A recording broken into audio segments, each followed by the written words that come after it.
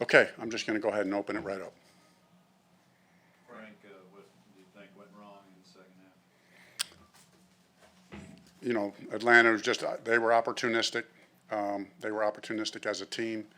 I saw some encouraging things on the field today in all three phases. But we did, you know, we have to own the fact that we didn't play well enough as a team. What we talked about in the locker room was we never accept losing. There's good things out there, good things by each unit, good things by individuals. But there's only one outcome in this league that's acceptable, and that's winning. And we didn't get that done today, so every player and coach has to own that. Is it even more disappointing that, you give up 3 turnovers and that leads to 17 points? Yeah, disappointing that we lost. I mean, and there are multiple reasons for that.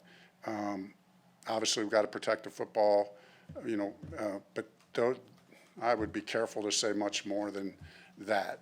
I mean, because, again, I got to see the film. There's multiple things that go into turnovers. It's not always what it appears on the surface.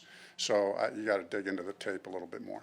When they scored that go-ahead touchdown, did that change the offensive approach for the rest of the game? Did you maybe end up passing more than you had planned on coming into the game?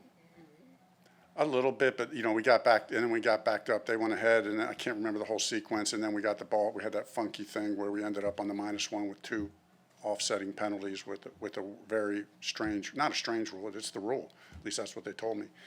So we ended up on the -1, and just felt like we were going to be aggressive coming out, being backed up, and then so yeah, you don't want to. Ideally, you don't want to throw the ball, 38 times. That's not terrible, but probably want to throw it a little bit less. And Frank, you mentioned the rule in the 1-yard line situation. Was it instinctive? You thought they're going to kick it over? Yeah, I assumed it was a re-kick. 2 offsetting penalties. They explained it to me. They took a long time looking it up and getting confirmation, and said that doesn't come up much. It's an odd rule, or not odd, but it is what it is. Because generally, when 2 penalties happen during the course of the play. I think it was because they were both personal fouls, if I'm remembering what they said to me, that's what made it a different category. Frank, we also only had, I think, 2 deep shots. His longest completion was 14 yards. How much of that was the game plan and then the loss or missing DJ? We'll go back. Some of it was the game plan, but some of it, you're playing on the road, and but some of it just got to go back and see what was there. I thought we had some opportunities to get a few chunk plays. Got to go back and look at the tape. Like I said, maybe I'll feel differently when I watch the tape, but I felt like there were a lot of good things moving the football on offense, and then we just hurt ourselves a few times, but not good enough. What is that? They've been so efficient, especially over the middle. It seems like he sees the field well. What did you see happen on those 2? Because the safety seemed to just be sort of taking him right there. Yeah, I have to go back and look at the tape, obviously, but yeah, he's very effective over the middle, and he was today. He had a number of completions over the middle today, I think, especially early on, and then they made a couple good plays. I have to go back and look at the tape though to kind of see where things broke down. How you evaluate just how he handled himself, Bryce Young? Yeah, he handled himself great. I mean, he was in complete control. Never, even after we had turnovers, he was never down. I mean, he was just next play mentality. So kind of pro that we expected. The touchdown drive, kind of, I think 13 plays. To see that from a young quarterback, how encouraging is that? Yeah, exactly. And just thought there were a number of encouraging things. We ended up losing by 2 scores, but it's a tight game.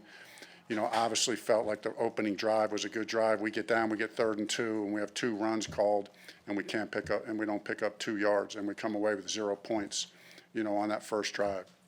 That hurt. Now we got to overcome it. So we had a nice drive there. Had the other nice drive that you're referring to. So a lot encouraging things, but got to be better. Speaking of that first drive, you decided to go forward on 4th and 1. What went behind that decision to be so aggressive early? It was a pretty clear, I mean, it was because it was really short, it was kind of a short yard with a play that we felt good about,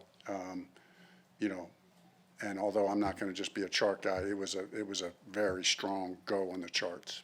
Frank, Brian came out looking very much like he was playing with something to prove.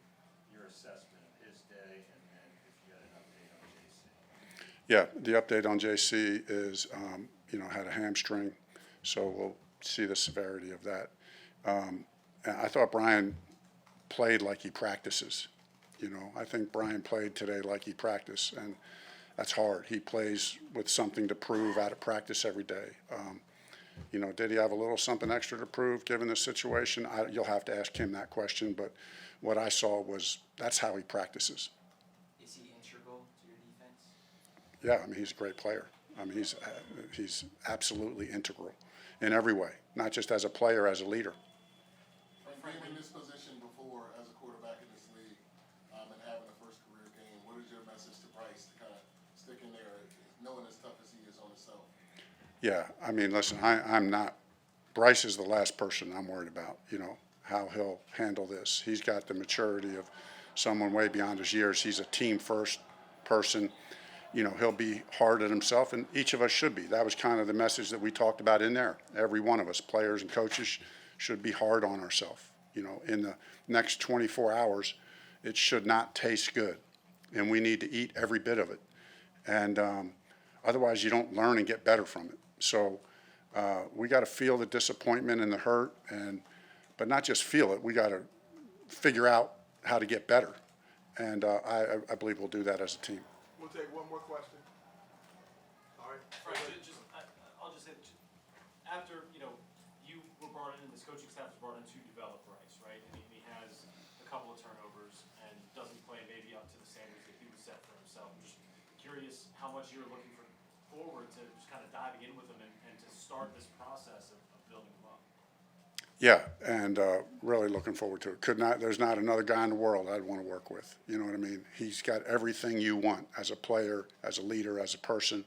And I thought he did a lot of good things today. I mean, he did a lot of really good things, handled himself, really well on the road in a division game.